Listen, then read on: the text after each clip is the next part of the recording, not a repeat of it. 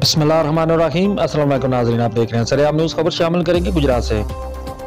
थाना civil line police की कार्रवाई। मुजरिम इश्तिहारी समेत आतिशी असला की नुमाइश करने वाला मुलजिम गिरफ्तार। गुजरात पुलिस की मुजरमान इश्तिहारियों और असला बरदारों के खिलाफ कार्रवाइयाँ जारी हैं।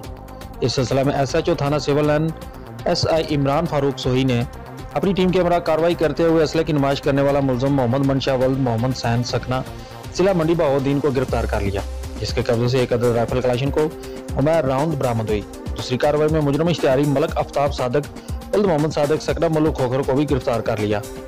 मुलजमान की मजीद तफ्तीश जारी है। DPO गुजरात उमर सलामत का कहना है कि असला की नुमाइश पर पाबंदी आयद है। खिलाफ वर्जी करने वाले अनासर के खिलाफ सख्त कानूनी कार्रवाई अमल में लाई जाएगी।